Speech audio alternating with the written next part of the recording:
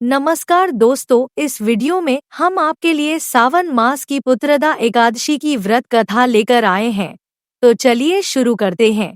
दोस्तों, द्वापर युग में एक बार महाराज युधिष्ठिर ने श्री कृष्ण से पूछा कि हे प्रभु, कृपा करके यह बताइए कि श्रावण एकादशी का क्या नाम है, उसकी क्या विधि है और उस दिन किस देवता की पूजा होती है। तब भगवान श्री कृष्ण बोले, हे धर्मराज, आपका प्रश्न बहुत उत्तम है। श्रावण एकादशी का नाम पुत्रदा एकादशी है। यह सभी पापों को हरने वाली है। इसमें समस्त मनोकामनाएं तथा सिद्धियों के दाता नारायण भगवान की पूजा होती है। इस समस्त संसार में पुत्रदा एकादशी व्रत के समान दूसरा कोई व्रत नहीं है। पुत्रा का इस है उत्तर देने वाली, अर्थात यह व्रत निसंतान लोगों को संतान प्रदान करने वाला है। हे राजन, अब मैं आपको पुत्रदा एकादशी के महत्व से जुड़ी एक कथा सुनाता हूँ।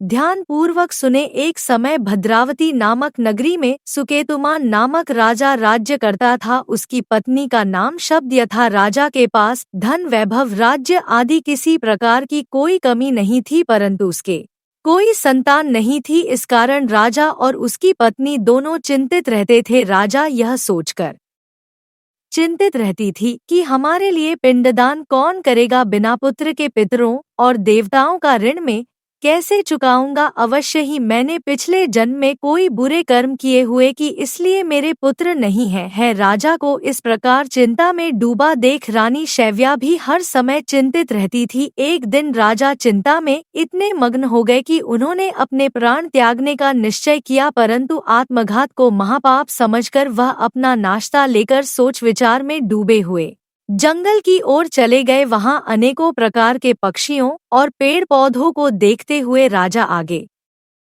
चलते जा रहे थे। एक में राजा ने हाथी को अपनी मादा और बच्चों के साथ घूमते हुए देखा। हिरण को भी अपनी मादा और बच्चों के साथ देखा। इसे देखकर राजा सोच में पड़ गए कि मैंने कई यज्ञ किए, ब्राह्मणों को भोजन कराया, फिर भी मुझे निसंतान होने का दुख एक तो हुआ था। मैं क्या करूं? ऐसा सोचते हुए राजा आगे जंगल में चलते गए। आधा दिन बीत गया। राजा भूख प्यास से व्याकुल थे। पानी की तलाश में भटकते हुए एक सरोवर की तरफ गए। सरोवर में कमल पुष्प खिले हुए थे तथा बतख यार कर रही थी। राजा ने नजर घुमाकर देखा तो सरोवर के एक और मुनियों का आश्रम बना हुआ था। उसी समय राजा के दाएं अंग फड़कने लगे। राजा ने इसे शुभ संकेत समझा और घोड़े से उतरकर और ऋषियों के आश्रम में गए। आश्रम में पहुंचकर राजा ने ऋषियों को प्रणाम किया और वहां बैठ गए। राजा को देख मुनि से पूछा कि हे राजन, आपकी क्या इच्छा है। राजा ने पूछा, महाराज, आप कौन है, यहाँ किस लिए आए हैं,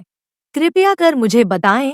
तब वह ऋषि बोले, राजन साहब, 5 दिन बाद संतान देने संतान नहीं है। यदि आप मुझसे प्रसन्न हैं तो मुझे पुत्र प्राप्ति का वरदान दे। यह वाली पुत्रदा एकादशी है। हम विश्व देव है और इस सरोवर में स्नान करने के लिए आए हैं।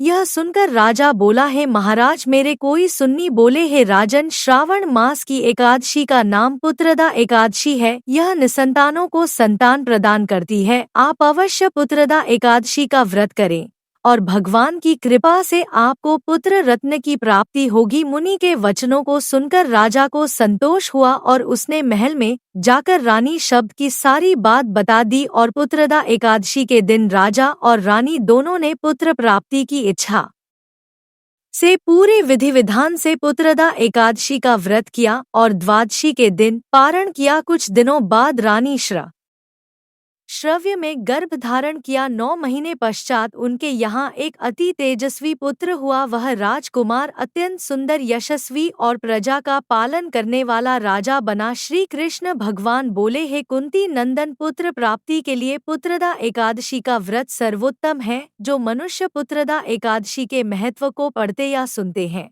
वह सांसारिक सुखों को भोगकर अंत में स्वर्ग लोक को प्राप्त करते हैं। पुत्रदा एकादशी का व्रत करने वाले व्यक्ति को सुबह जल्दी उठकर स्नान आदि से निवृत्त होकर संतान प्राप्ति के लिए पति पत्नी दोनों को स्नान के चाँद पूरे विधि विधान से श्री हरि नारायण की पूजा करनी चाहिए। इसके साथ पुत्रदा एकादशी की कथा सुननी चाहिए और आरती करनी चाहिए। भगवान नारायण इस कथा को कहते सुनते और हुंकार भरते सब भक्तों पर कृपा बरसाते हैं। दोस्तों, उम्मीद करते हैं आज की बताई गई कथा पसंद आई होगी। पसंद आई हो तो इस वीडियो को लाइक करके हमारे इस चैनल संपूर्ण व्रत कथा को सब्सक्राइब करें। धन्यवाद।